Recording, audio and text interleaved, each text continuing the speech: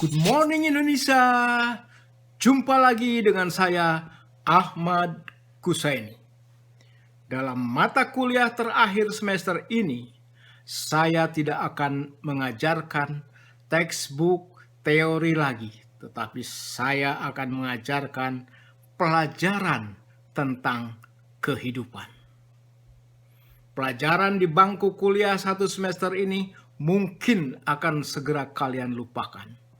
Tapi pelajaran kehidupan yang saya sampaikan hari ini mungkin akan jadi ingatan kalian selama hayat di kandung badan.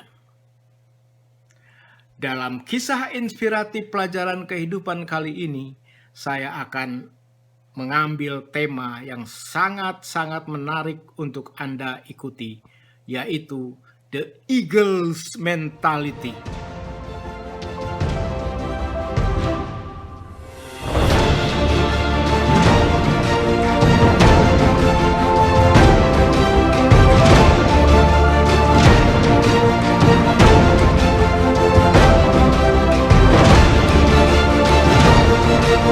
Mentalitas si burung Raja Wali yang ternyata mentalitasnya itu sangat bagus yang bisa menjadi pelajaran kehidupan buat kalian semua. Mentalitas eagle yang pertama adalah eagle fly alone and in high altitude. Raja Wali tidak terbang bersama burung pipit, tidak terbang bersama burung gereja, burung beo, atau burung-burung kecil lainnya. Artinya, untuk sukses menuju puncak, jauhilah pihak-pihak yang membawamu tetap berada di bawah di zona nyaman. Raja Wali hanya terbang bersama Raja Wali. Ada pepatah yang mengatakan, bergaul dengan tukang parfum, kamu akan wangi. Bergaul dengan tukang abu gosok, kamu akan dekil, akan kotor. Bergaul dengan pemabuk, kamu akan jadi pemabuk. Bergaul dengan pecandu narkoba, kamu akan teler menjadi pecandu narkoba juga. Sebab burung hanya terbang bersama adalah burung yang punya sama bulunya. Hanya burung yang punya bulu yang sama yang bisa terbang bersamaan.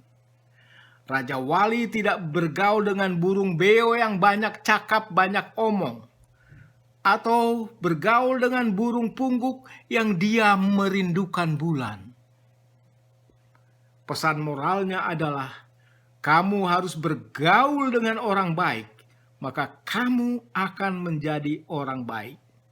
Kamu perlu orang yang bisa menginspirasi kamu, membuat kamu hidup lebih baik, sehingga derajat kamu akan terangkat. Kita harus bergaul dengan orang yang bermanfaat, jangan bergaul dengan orang-orang yang merusak hidup kamu. Itulah pelajaran kehidupan yang pertama dari mentalitas si burung Raja Wali.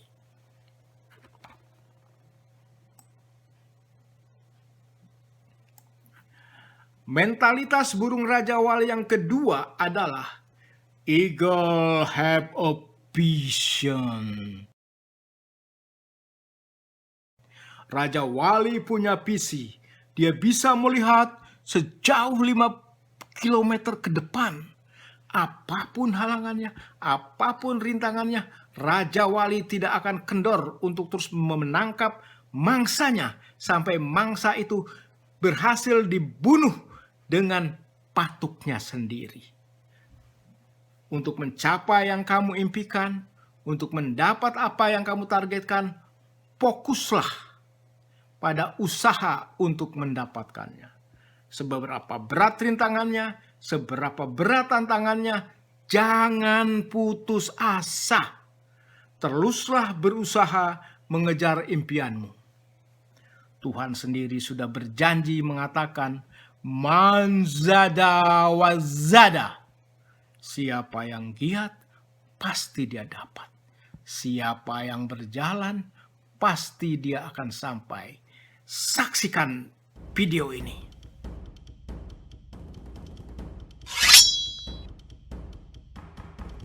Good morning Indonesia. Konnichiwa, kumbangwa, Aiks. Kisah inspiratif kali ini akan mengetengahkan tema mengenai manjada wajada. Apa yang akan kita lakukan, kita ikhtiarkan, kita dapatkan.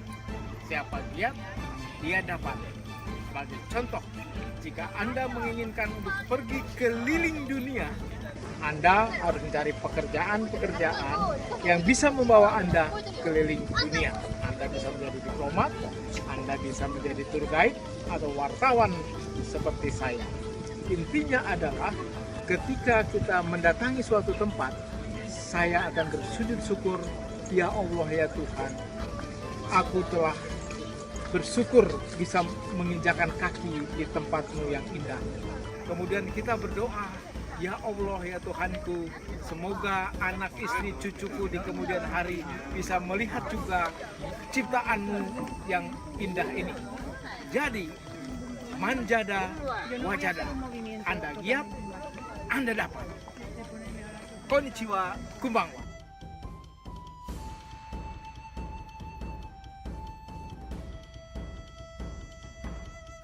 Mentalitas Raja Wali yang ketiga yang patut Anda pelajari dan ikutin adalah Eagle are tenacious.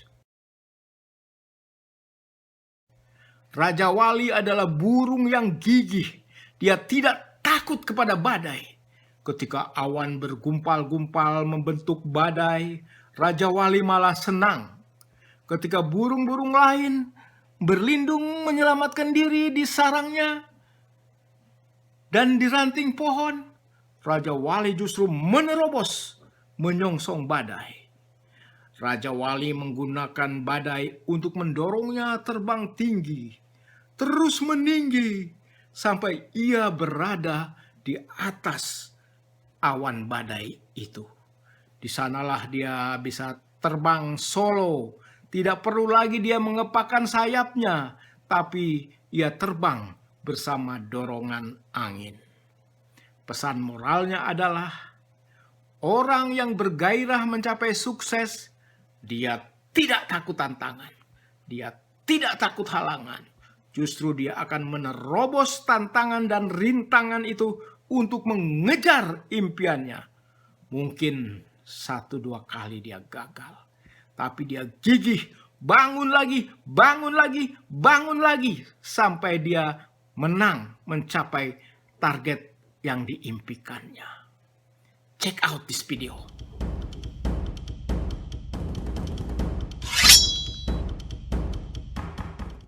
Good morning Indonesia. Konnichiwa, kumbangwa, Aiks. Kisah inspiratif kali ini akan mengambil pengalaman dari bangsa Jepang, yaitu pentingnya kita bangkit lagi setelah krisis. Pentingnya kita bangun lagi setelah kita jatuh. Ada 2 hal yang sangat menarik untuk dipelajari dari Jepang. Ketika mereka terpuruk, ketika mereka dihantam krisis, mereka langsung bangkit kembali. Ketika musibah tsunami gempa bumi di Kobe, di daerah ini, di daerah Tower of Kobe, mereka bukan terpuruk, tetapi kemudian mereka langsung bangkit kembali. Begitu juga ketika Amerika menjatuhkan bom atom di Hiroshima, Nagasaki, boom! Mereka langsung bangkit kembali. Hanya dalam tempo 15 tahun mereka menjadi Jepang yang sangat kuat seperti sekarang. Karena mereka menganggap musibah, krisis itu adalah bagian dari peluang tantangan. Pesan moral dari pelajaran dari Jepang adalah, jangan takut menghadapi musibah. Ketika krisis terjadi, Anda harus kuat, Anda harus bangkit. Berapa kali Anda jatuh, itu tidak penting. Karena yang penting adalah Anda bisa menang. Hai.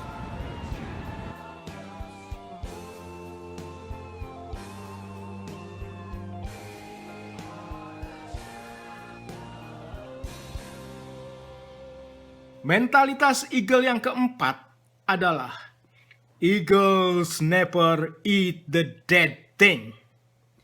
Raja Wali tidak pernah makan mangsanya yang sudah mati.